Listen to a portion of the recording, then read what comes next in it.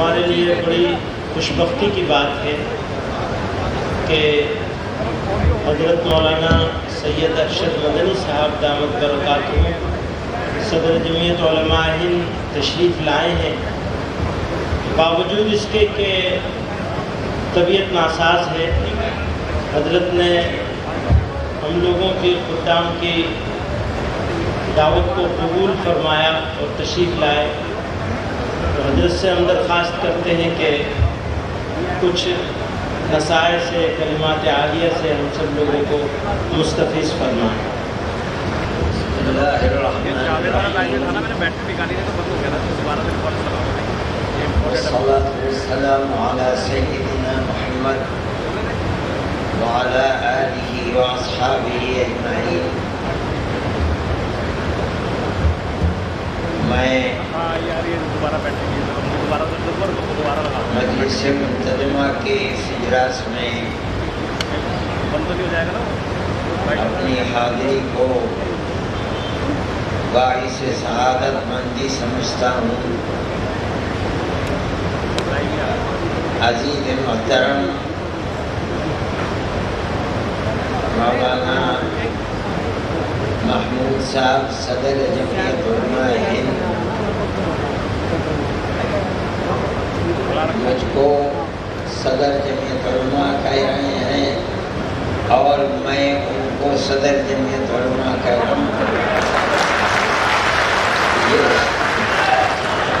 یہ اس اجلاس کا عجیب و غریب امتیاز ہے۔ یہ ہو سکتا ہے کہ آپ حضرات کے درمیان میری حاضری اس چیز کے ختم کرنے کا سبب بن جائے۔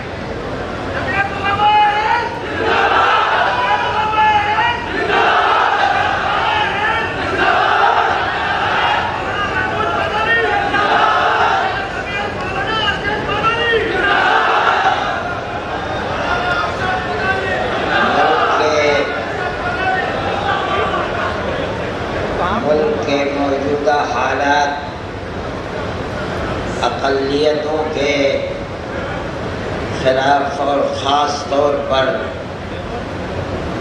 مسلم اقلیت کے خلاف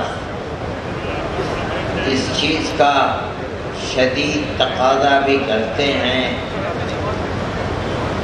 کہ مسلمانوں کا ایسا پلیٹ فارم جس کی 100 سالہ انتہائی قیمتی اور انتہائی پاکیزہ اپنے ملک کے لیے قربانیوں سے بھری تاریخ ہے، ان حالات کے اندر اس جماعت کا میدان عمل بھی ایک ہی ہونا چاہیے۔ میں یہ سمجھتا ہوں کہ آنے والے وہ دن دور نہیں ہیں جب اللہ تعالی اتحاد کی صورتحال کو،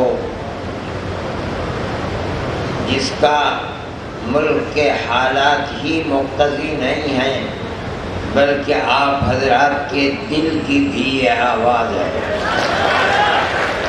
ہو سکتا ہے کہ مستقبل میں آنے والے قریب کے دنوں میں اللہ تعالی اس کے لیے ایسی صورت سامنے لے آئیں جو آپ سب کے لیے موجب اطمینان ہو انشاءاللہ۔ ملک کی موجودہ صورتحال میں ہمارے اکابر رحمہم اللہ کی زندگی جو ملک کے لیے قربانیوں بھری زندگی تھی، اس کو دیکھتے ہوئے خاص طریقے پر ملک کی آزادی کے بعد ہمارے سامنے ان کی زندگی کا ایک نمونہ ہے۔ ہم اس ملک کے اندر ایک اقلیت ہیں اور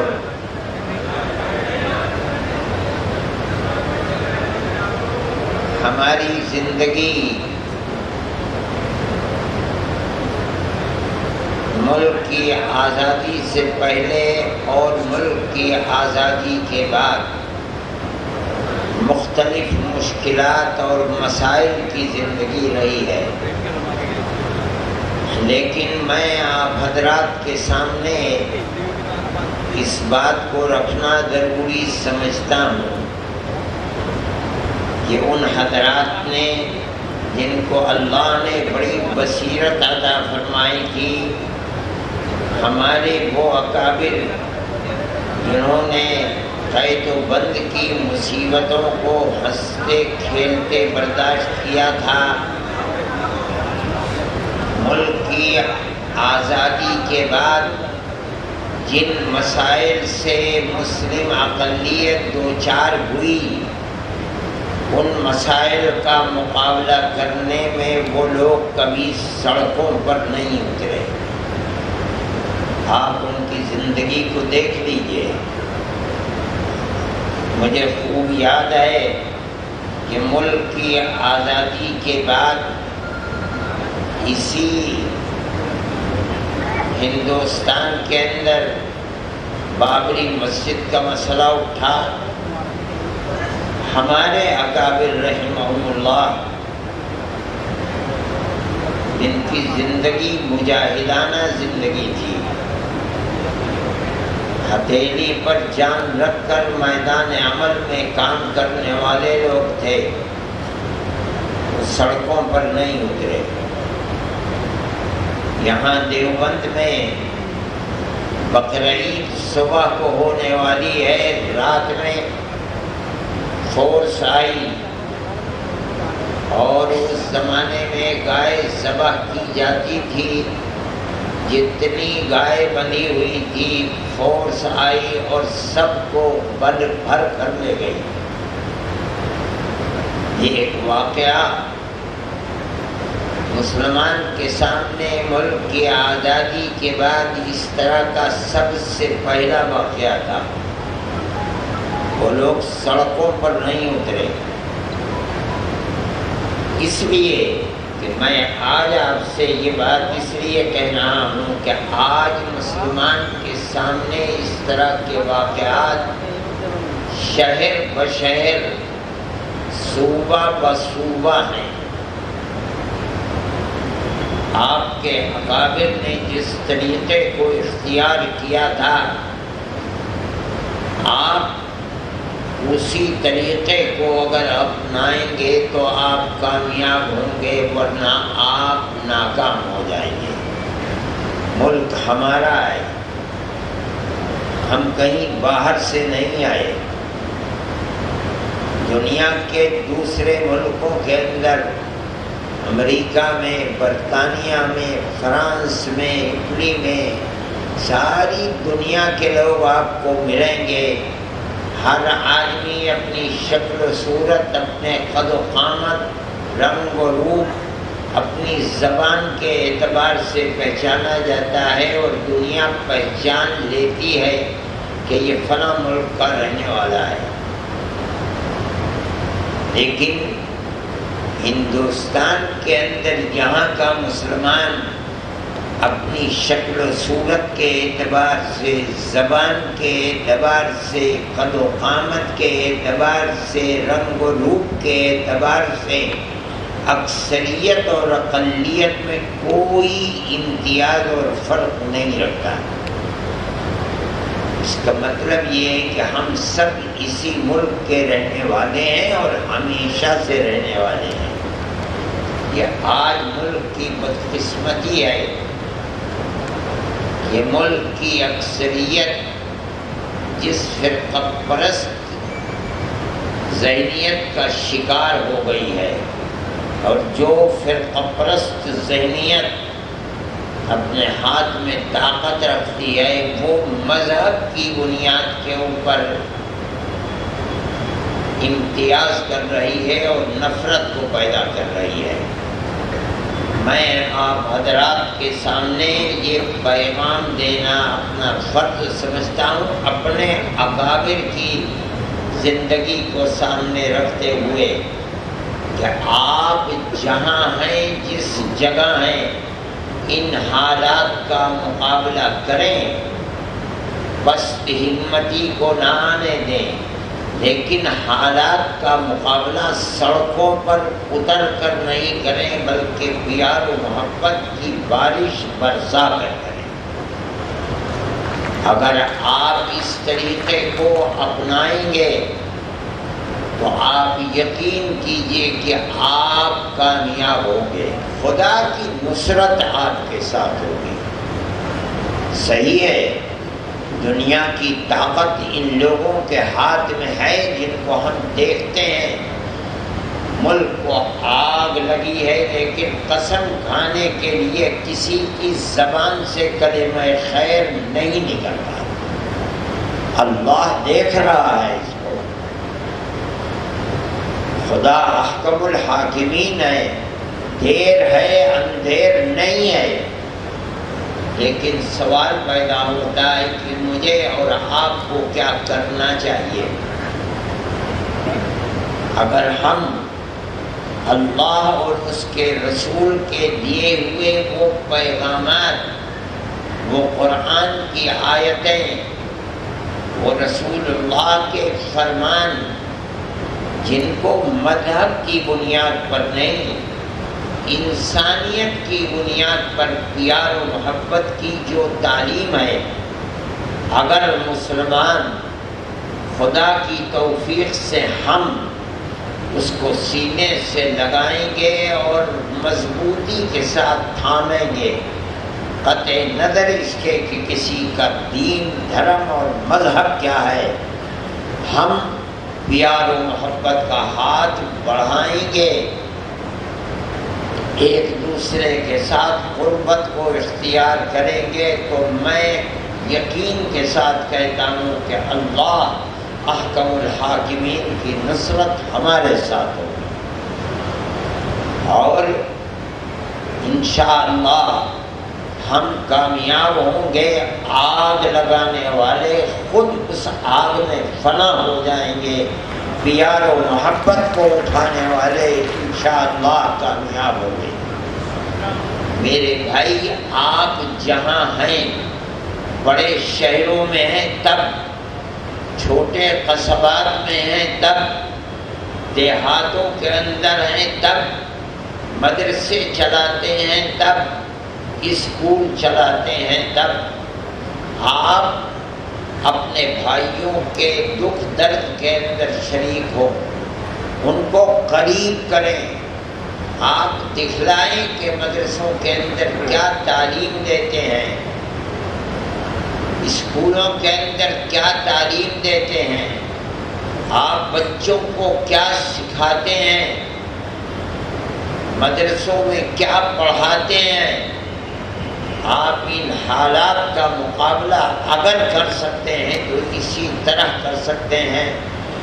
جو لوگ یہ سمجھتے ہیں کہ ہمت کے ساتھ مقابلہ کرنے کے لیے سڑکوں پر اتریں، وہ انتہائی غلطی کر رہے ہیں، اور ملک کے مستقبل کو، اقلیتوں کے مستقبل کو، اکثریت کے مستقبل کو برباد کر رہے ہیں۔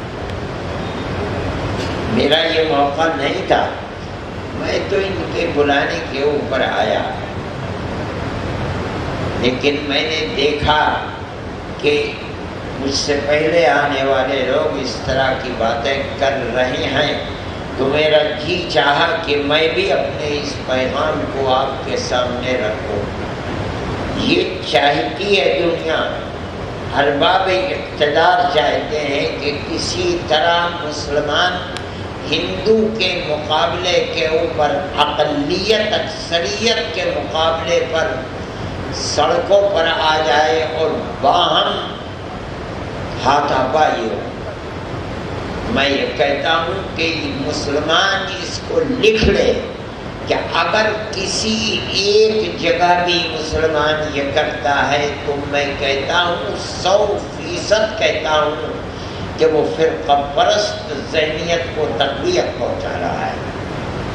اپنے اندر حوصلہ پیدا کیجیے، ہمت پیدا کیجیے اور پیار و محبت کی فضا پیدا کیجیے۔ ہمارا مقابلہ کسی ہندو سے نہیں ہے، ہمارا مقابلہ اس حکومت سے ہے جو حکومت لوگوں کو استعمال کر رہی ہے اور ملک کے امن و امان کو برباد کر رہی ہے، آگ لگانا چاہتی ہے اور مذہب کی بنیاد کے اوپر آگ لگانا چاہتی ہے۔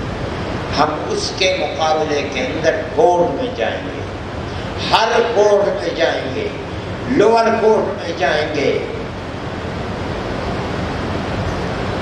اپر کورٹ میں جائیں گے، سپریم کورٹ میں جائیں گے، ہائی کورٹ میں جائیں گے۔